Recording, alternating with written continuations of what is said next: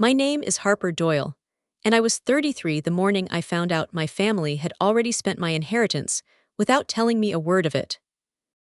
I was standing on Birch Street in Willow Hollow, Wisconsin, duffel still on my shoulder, staring at a storefront that hadn't existed the last time I walked this block. New awning, fresh gold lettering, my dead grandmother's name glowing over the door of a restaurant that belonged to my sister.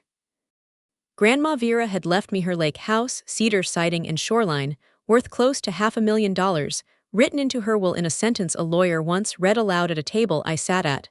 My parents sold it. My sister spent it. Then she texted me, "Guess this is the least we could do for you." I never answered. What I did instead took almost a year, cost me every dollar I had, and ended in a courthouse with my sister sliding out of her chair onto the floor. Welcome back to Quiet Reckonings, the channel where the ones who never raise their voice finally do. If any part of this hits close to home, tell me in the comments. Subscribe, because you'll want to see how this one lands. Fort Kestrel to Willow Hollow is 600 miles. I drove it overnight, the way I've driven everything for 11 years, because the dark doesn't ask questions. I'm a combat medic, 12 years in, Sergeant First Class since I was 28. The job leaves you with one specific kind of damage. You start counting other people's breathing without meaning to. Someone talks, and some back room of your brain is already timing their chest, cashiers, strangers at a bus stop, my own mother across a dinner table. I carried a duffel boots that had seen 2 deployments, and a small brass key on a chain around my neck. My grandmother mailed me that key years earlier, tucked into a padded envelope with a Wisconsin postmark and a note in her looping handwriting, "For the day you get tired of being useful to everyone but yourself." I laughed when I read it. I wore it anyway, through 2 more deployments and a lot of countries with no lakes at all. Here's the arithmetic of my family, because everything after this is really just people arguing about numbers. 11 years, 8 trips home, $350 wired every month for my mother's prescriptions, a furnace, once a walk-in freezer for my sister's food truck. I never missed a payment, and I never once asked for anything back. Hold on to that, because a woman who never asks for anything isn't generous. She's just far away, and she's found an expensive way to stay that way. I'd been home once in the last 3 years, 4 days for my grandmother's funeral, 10 months before this. My father can do that math. He isn't wrong to. I hit Birch Street at 6:45 when the bakery light is the only one on. I knew every storefront the way you know your own hands. And where the old video rental place used to sit, there now stood a restaurant. Black trim, reclaimed barnwood, filament bulbs still glowing from the night shift. Across the front, in gold letters somebody paid real money for, Vera's table. Beside the register, lit from underneath like something sacred, hung my grandmother's face, her 75th birthday photo. Now she watched over the street she'd complained about for 50 years, selling somebody's brunch special. I stood there 4 minutes with the duffel still on. A woman walked her dog past me and said good morning, and I didn't answer, which isn't like me. Here's what I couldn't make add up. My grandmother had died 10 months earlier. This place had been open barely 2 months, paint still fresh enough to smell from the sidewalk. Which meant that while I was running sick call outside Poznan, eating eggs off a metal tray, my sister Camille, who'd washed dishes in this town since she was 15 and never once had more than a few $1,000s, had put nearly $300,000 into a building. So where does a woman like my sister find money like that? I already knew. I'd known since May. Poland, a gray base, boots off, feet on cold tile, the only spot on the compound where the signal held long enough to load a photo. That's where I was when Camille's text came in at 11 at night. She sent a picture first, scaffolding, a half-hung sign, her arms thrown wide, grinning like a kid at the top of a diving board. She looked happy. That's the part people leave out of these stories. She was so happy. Underneath, she wrote that they were opening soon, that she'd named it for Grandma, that she wished I could see it. I typed back the only thing I wanted to know: where did the money come from? The dots went on longer than the answer needed. Then, "Guess this is the least we could do for you." That was the whole message. And here's the part that took me the better part of a year to understand. She wasn't being cruel. There was no blade in it. My sister genuinely thought it was warm, the kind of thing you say to a big sister D. Owing something noble far away. She meant it as affection. That's the part that still knocks the wind out of me. I set the phone face down and went and covered somebody's shift. It took 8 more weeks before I understood exactly what she thought she was thanking me for. My parents live on Larkspur Street, in the house I grew up in. I went for dinner that first night because that's what you do. Pot roast, paper napkins folded into triangles, the same wall clock, the same recliner with the same worn dent. Everything exactly as I'd left it at 21, which should have felt like comfort and instead felt like a museum. My mother, Diane, has exactly one sentence she says about me, and she said it 3 times in 40 minutes. We are so proud of her. Not proud of you. Proud of her, said to the room while I sat 8 feet away holding a fork. She's talked about me in the third person my entire adult life. My father, Walter, is 62, retired county road foreman, hands like split firewood. He barely spoke. He asked if I was sleeping okay, the only question with a real answer waiting behind it, and I lied and said fine. Then I set my fork down and asked about the lake house, and the room dropped 10 degrees. My mother found something urgent at the sink. My father looked at me a long moment, no anger at all, which was somehow worse. It's handled, Harper, been handled for almost a year. Handled, not sold, not settled. My father chooses every word on purpose. You'd expect him to get defensive. He didn't. He came back with a binder, blue cover, tabbed dividers, organized the way a man organizes 40 years of paperwork. Look through it. I've got nothing hidden from you. And he meant it completely. That's the thing about my father I took nearly a year to understand. He has never hidden anything in his life, because hiding is what you do when part of you believes you've done something wrong. Page 4, sale of the lake property, $440,000, dated the previous March, typed cleanly. Page 6 wasn't typed. It was handwritten in blocky capitals, pressed so hard you could read it from the back of the sheet. Reimbursement for caregiving, 19 months, $109,000. My father hadn't stolen from his mother's estate. He'd invoiced it. 19 months of lifting her, crushing pills into applesauce, listening through the wall for her breathing to catch, priced out and filed in a tabbed binder anyone could open, because in his mind, he'd done a job and a job gets paid. I flipped back to page 5, because there was a line I'd skimmed too fast. 6 years earlier, Cattail Point, late September, the lake flat as glass. My grandmother was 81, still driving, still baking her own pie crust out of spite. I was 27 and home on leave. She handed me her updated will and told me to read the underlined paragraph. The lake house, to my granddaughter Harper Renee Doyle by name. I argued with her. Give it to Camille, Grandma, she's here, I'm never home. She didn't answer right away. She threaded a worm onto a hook, dropped the line, watched it settle. Then, don't let them pay you off with kind words, Harper. That was all, no explanation. I laughed it off. It would take me 6 more years and a lawsuit to understand how she knew what was coming. Back at the table, pot roast cold, I said. She left it to me, Dad, I read the will. My father, who has never once raised his voice because that isn't how he does damage, flipped to page 5. Consent to sale of specifically devised property dated February 3rd. Signature line, Walter J. Doyle, attorney-in-fact for Harper R. Doyle. Attorney-in-fact for me. Nobody forged anything. I need to be clear because there were nights I wished they had. A forgery is simple, a crime with a name, an officer, a person to hate cleanly. This wasn't that. This was my father using a piece of paper I had signed myself, of my own free will, in front of a notary. I'd handed him the pen. That's the whole story. I couldn't say that part out loud for another 6 months. My mother said the kindest, most devastating thing anyone said to me that year, over running water at the sink, no edge in her voice at all. You weren't here, sweetheart. Somebody had to sign. And I remembered the room. Fluorescent lights, 30 soldiers in a hallway, a paralegal on his 2nd straight day. Every soldier who deploys signs a power of attorney, a line item between your dental exam and your will. Without one, your rear detachment can't pay your rent or keep the lights on in a house you aren't standing in to defend.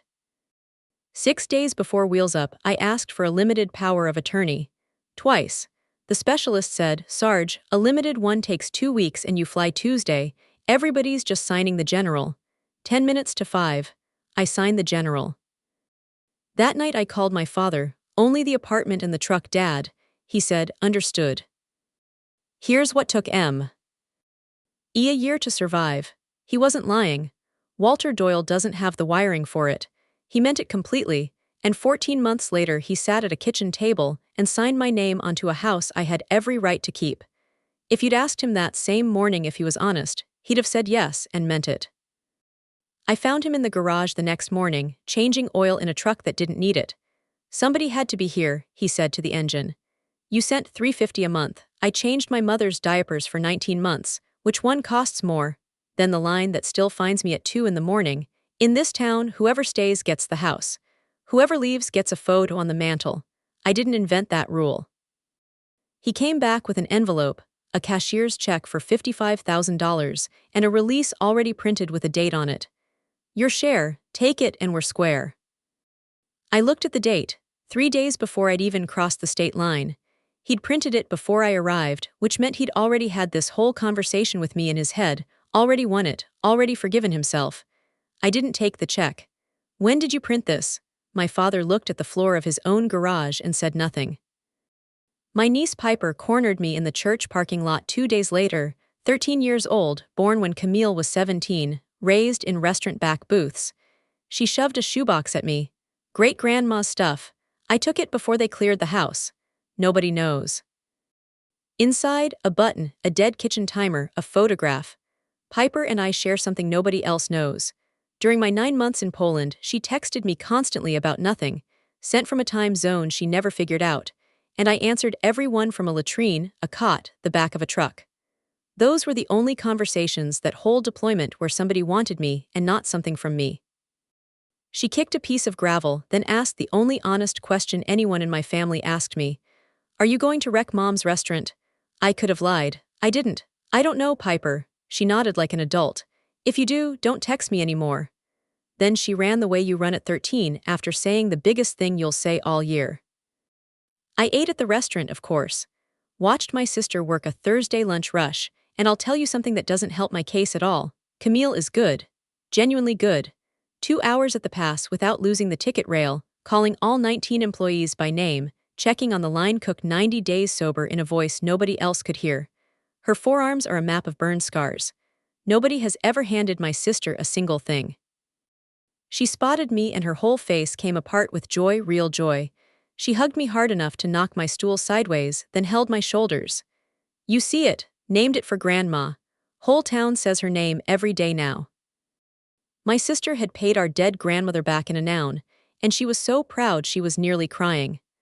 I sat there looking at a $16,000 range, doing math on a freezer I'd helped fund 3 years earlier, and said nothing. The county register of deeds sits in a Prescott basement. Certified copies cost $4, the going rate to learn what your family did to you. There it was, a deed transferring the lake property from my grandmother's estate to a man named Raymond Dunmore, $440,000, and recorded right alongside it, the consent of devisee, signed by attorney-in-fact, dated February 3rd. I checked my duty log for that date. 6-hour time difference. While my father sat in a title company's conference room signing my name away, I was an ocean away stitching a specialist's forearm closed. That's exactly where I was. I found a lawyer because I had no idea who else to call. Maureen Petrosky, 2 rooms above a physical therapy office, 44, mostly handles probate in a county where that usually means arguing over a snowmobile. She read my file for 9 minutes, then said the cruelest true thing anyone told me that year. I can't get you the house back. Dunmore's clean, fair market price, title company, no notice of any dispute. The law protects him completely, and it should. Don't hire me if that's what you're here for. The house was the whole point, and it was gone, not stolen, not recoverable.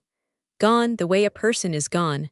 I said I didn't know what I wanted anymore, which for me is a medical event. Maureen pushed her glasses up. But the money didn't just disappear, Sergeant. Money leaves a trail, and your father wrote every bit of it down himself. Cattail Point, late August, that northern light that makes everything already look like a memory. They'd painted the cedar a soft slate blue. New dock. A trampoline where my grandmother's raspberry canes used to grow. I climbed the porch steps I'd fallen off of at 7. I took the brass key off my chain, the one mailed to me overseas, and fitted into the lock. It slid in, it didn't turn. I tried 3 times, slow, like it was a mechanical problem instead of a message. If you want my whole family summed up in one object, there it is. There's no lock on gratitude. The door opened from the inside. Raymond Dunmore, 56, dish towel over his shoulder, didn't call the police on the strange woman on his porch. He looked at the key, then my face. "You're the granddaughter." He poured me coffee and let me sit 20 minutes. Then he said the most devastating sentence of the year, kindly, with no idea what he was doing. "Your dad told me the whole family had signed off. Showed me the paper with your name on it." I asked, and he had it ready. This stranger asked. I made it to the end of the driveway, put the truck in park, and for 90 seconds I came apart. Then I wiped my face and turned north toward town instead of south toward Fort Kestrel. I'd spent 12 years mastering the art of leaving. I was about to discover I was terrible at the opposite. Staying, it turns out, is mostly a paperwork problem. I burned through my leave, then took leave without pay after a conversation with my first sergeant I'd rather not repeat. I rented a room above the hardware store, one window, a hot plate, a shared bathroom that looked straight down onto Vera's table. Every night I watched my grandmother's face glowing from below like a saint hawking brunch on the street she'd complained about for half a century. I didn't have a plan. My mother called on the 4th day, not to ask how I was, but people at church are starting to talk. "How much longer are you staying?" I told her the truest thing I'd said to her in a decade. "I don't know." The silence ran so long I checked if the call had dropped. She had no script for a daughter who was simply going to stay. Within a week, the whole town changed the way it said hello to me. Maureen filed the petition in September, asking the court to void the consent, because an agent under a power of attorney owes a fiduciary duty and cannot use it to benefit himself, and to impose a full accounting and a constructive trust over the proceeds. The clerk stamped it at 11:20 on a Tuesday. A court stamp is a small, wet, ugly sound, the sound of a family becoming a case number. My father's reaction was exactly what I should have predicted. No calls, no yelling, no lawyer's letter. He simply stopped acknowledging I existed, clean as flipping a breaker. I passed him at the gas station and he looked straight through me and drove off. He wasn't performing. He'd just deleted me for 4 months, the same move I'd been practicing on him for 12 years, and the ugly truth was, he'd learned it from me. The shoebox sat unopened on my floor for 3 weeks. Inside, besides the button and the dead timer, was a photograph. Me at 9 on the Cattail Point dock, holding up a smallmouth bass roughly the size of my hand, missing both front teeth, grinning like I'd invented fishing. My grandmother took that photo. On the back, in pencil pressed clean through the paper, not a will, nothing a court would ever look at, she'd written. "Harper, 1999, she's the one who'll leave. Make sure she always has somewhere to land." She'd written that when I was 9, before the army, before a single wire transfer. She'd spent 2 decades quietly building me an exit ramp, sealed it in a will, and my family cashed it out in 10 months to buy a stove. That's when I understood what she meant on the dock. She hadn't been warning me about strangers. She'd been watching her own son start counting things. I waited for my mother in the church parking lot after the late service. "Mom, I need you to say it, just once. Say, Grandma left it to you." She looked at me with total, genuine love, touched my cheek. "Honey, we are so proud of you, but your father was here." That was the whole answer. She didn't say no. Nobody in my family has ever said no to my face. They just hand you a kind word and go find their keys. At her car, she turned back. "Don't make me choose, Harper." She'd already chosen. She just wanted me to say it out loud first, so it would land as my fault. Discovery arrived in October, straight from my father, because as personal representative he had to produce the estate accounting. He handed us the rope himself, still certain he'd done nothing wrong. On February 3rd, the day he signed my name, the estate held $68,000 in CDs and still owned a second, unsold house appraised at $91,000. No creditor, no emergency, no reason to touch the lake house first. The law is unambiguous. A specifically devised property is the very last asset an estate liquidates. Last, and plenty else remained. The trail sat in his own handwriting. $280,000 out to Vera's Table LLC, memo line family loan, no note, no interest, no repayment schedule. $109,000 to Walter J. Doyle, caregiving reimbursement. $51,000 to fees and taxes. Maureen set her pen down and asked if I understood what this meant for the restaurant. I said no. She said, "You will." Camille came up the back stairs at 11 at night, still in her apron, the whole stairwell smelling like fryer oil, furious and articulate, and she had a real case. You left, I stayed. I washed dishes here since I was 15. I was there when Grandma couldn't swallow, when Dad couldn't get her off the floor at 4 in the morning. Then, the knife exactly where it lived. You sent checks and thought that was the same as showing up. We were both right about half of it. I asked the only question I had left. Do you know where that money actually came from? She hesitated 2 full seconds in a woman who never hesitates. Dad told me you agreed to it. She'd asked once, gotten the answer she wanted and stopped. That's not a conspiracy, that's worse. At the door, don't do this. 19 people eat off that place. My father's attorney, Russell Cade, was polite to me for 2 hours in a way I'll remember when I'm 80. He had my own texts printed and numbered like exhibits and read them aloud. Just handle it, I can't deal with this from here. Whatever you think is best. Sending $350 today, sorry I can't do more. I don't think I can be there to tell Grandma I love her. 4 exhibits, all mine, all real, nothing edited. In 40 minutes, he built an accurate portrait of me out of my own sentences. That's the thing about truth, it doesn't care whose side you're on. I answered yes to all of it and watched my moral high ground leave the room. My father didn't gloat. He looked almost sorry for me. Somebody had to be here. I texted Piper that night. Nothing, tried again the next day. Nothing. That Thursday I drove past the school just to see her and she turned her back to me in front of everybody, the most expensive thing a 13-year-old owns. That night, stopped texting my daughter from Camille's number.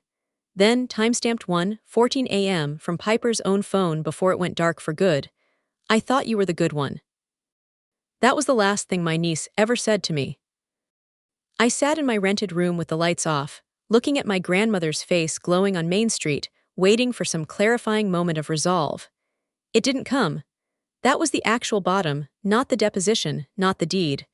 A 13-year-old deciding I was the villain and being about 60% right. The next morning, Cade offered $175,000 over 5 years, in exchange for dropping the petition and never discussing it again. Maureen laid it out plainly. This is real money. You've got $31,000 left. My retainer alone is nearly that. If you lose, you get nothing and you've lost them anyway. I'm advising you to take it. My own lawyer told me to take the deal. Not one person in the state was fully in my corner. I sat with it 6 hours, then wrote Maureen a check for her full retainer, every dollar I had, against a case my own lawyer thought I'd lose. She asked the only question worth asking. Why? And I gave her the truest answer I've ever said out loud. Because they've never once had to hear me say no. By November my re-enlistment window closed, and I let it. The Army was the only institution on earth that took my leaving and gave it a different name, deployment, orders, a ribbon. Everywhere else, it's called abandonment. I folded my uniforms the last time and shoved the duffel under the bed in a rented room in the exact town I'd fled at 21. The hearing was set for January 9th. The night before, 2 in the morning, I sat with the photograph from the shoebox propped against the lamp and heard my grandmother as clearly as if she were in the room. Don't let them pay you off with kind words. I understood something inconvenient. Everyone in that courtroom had stayed somewhere for someone and been paid in exactly nothing. If I fought the part of me that was true, they'd bury me, and be right too. So I decided to hand Cade the one thing he wanted, myself, first, before he could take it from me. The Prescott County Probate Court is small. People hear courtroom and picture marble. This was 4 rows of pews, a low ceiling, honey-colored paneling straight out of the 70s, and a radiator against the wall that clanged like someone was in there with a wrench. Judge Halbrook was in his 60s, unhurried, courteous, and entirely unimpressed by all of us. My mother sat in the second row. Camille sat beside her, still in kitchen clogs because she doesn't own other shoes. Piper wasn't there. My father sat in the first row in a pressed button-down shirt, because that's what a man like him wears out of respect for a proceeding. Cade put him on the stand, and my father described learning to lift his own mother without hurting her, crushing pills into applesauce, lying awake listening for her breathing to catch. Then the one that finished the row. A night he sat in his own driveway 40 minutes, unable to walk inside, and went in anyway, because if I don't go in, nobody goes in. He put a hand over his face and couldn't talk for a moment. Not theater, I'm a medic. I know exactly what 19 months of that costs. I couldn't fight him on it. Asked if he had regrets, he said, I regret my daughter wasn't here. even crying, still writing the invoice. Maureen called me up. I didn't wait for a question. Your Honor, before we start, my father is right. I stayed away. I let him carry it alone for 19 months and sent money instead of showing up.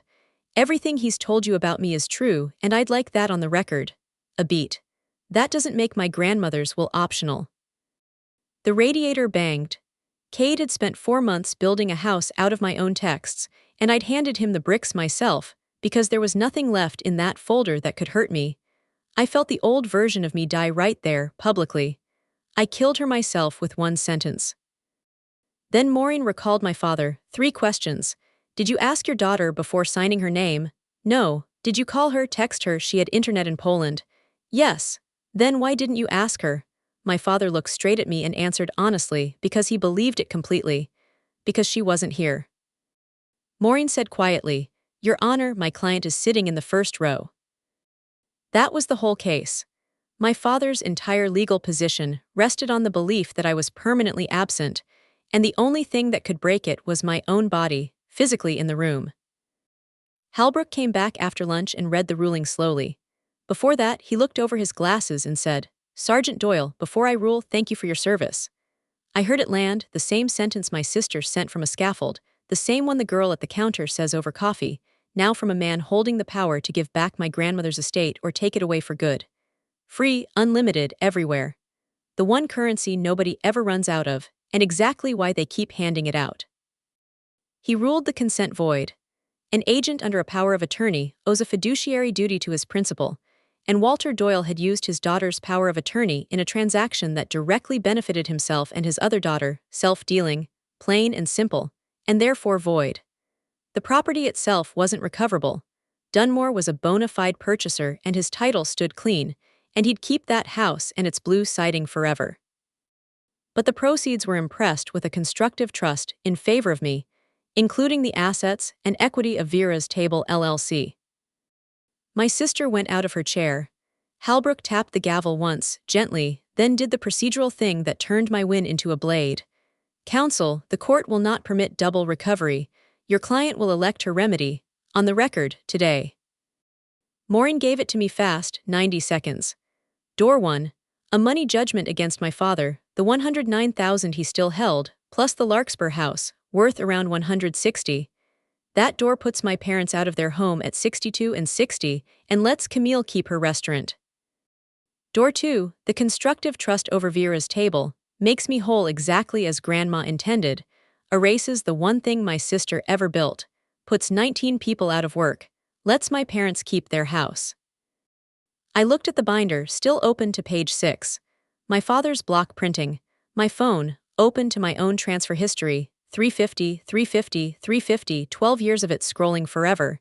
He'd billed for showing up. I'd apparently been billing for staying away. Neither of us had really been present since I was 22. My mother quietly, no anger in it, just a price being named. If you do this, don't come back. My father to the air. Somebody had to be here. I answered, not sharp, not clever, a surrender, not a comeback. I know, Dad, that's the part I can't argue with. I stood up, the pews creaked. Your Honor, the petitioner elects the constructive trust. I took the restaurant. Both halves of it happened in the same second. I got my grandmother's estate made whole, on the record with a judge's signature. And for the first time in 33 years, I'd asked my family for something instead of quietly sending them something. The taking was the showing up. And in the same breath, I lost my mother on purpose, wide awake, by choice.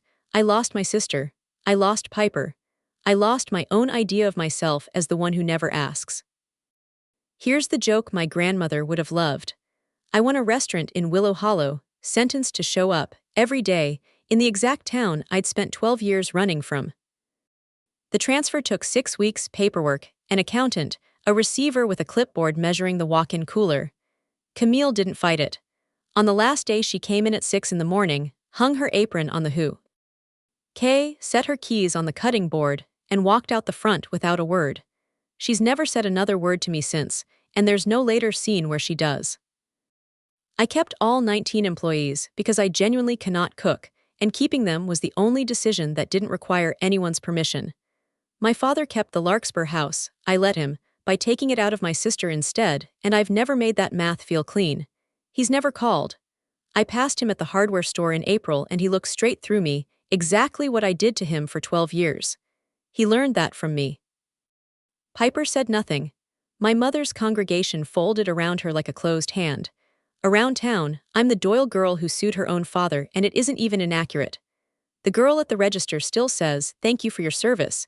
Every time she rings up my coffee, cheerful, every time, and she's never once invited me to dinner and never will. There's nothing wrong with her, that's just the deal. My grandmother is still gone. The lake house door is still that slate blue. Raymond Dunmore has a trampoline where the raspberries used to grow, and he's entitled to every bit of it. Nothing I did fixed anything. The thing I stood up against didn't lose an inch of ground anywhere else in Prescott County. So at 34, I was out of the army, no savings, no family speaking to me, standing in a kitchen I never wanted, in a town I'd fled every morning for over a decade. In March, it rained for 9 days. On the 6th, I borrowed a ladder, set it up on the sidewalk, and took my grandmother's name off the front myself, one letter at a time. Gold screws gone rusty, my hands going numb, water running down the back of my collar. Not because I hated my sister, because her name was the last thing this family had left to spend, and I was done paying with it. I left the sign blank. People ask what I'll call it, and I tell them I haven't landed on anything, which is a lie. I'm just finished paying in names. I dropped the little brass key into the drawer beneath the register. It still doesn't open anything. It doesn't have to anymore. In April, my niece pushed the door open at 4 in the afternoon and didn't say a word. She wiped down a dirty two-top, squared the chairs the way her great-grandmother used to, and left. No hug, no forgiveness. She came back the next Thursday, and the one after that. They will never run out of kind words. That's the whole trick of them, they cost nothing to print, and there's always more in stock. So if somebody owes you a piece of your own life back, don't wait to be thanked for what they took. Walk into the room, stand where they have to look at you, and say the number out loud, because the one thing on earth you can't mail home, can't sign over, and can never be repaid with gratitude is your own body standing in the doorway. A brass key that opens nothing. A handwritten invoice for 19 months. Gold letters coming down in the rain. If you've ever been paid in pride and told it was a gift, you already know what my sister's text cost her. Tell me in the comments, would you have taken the restaurant or let them keep it? And subscribe, because next week, somebody else finally stops being grateful.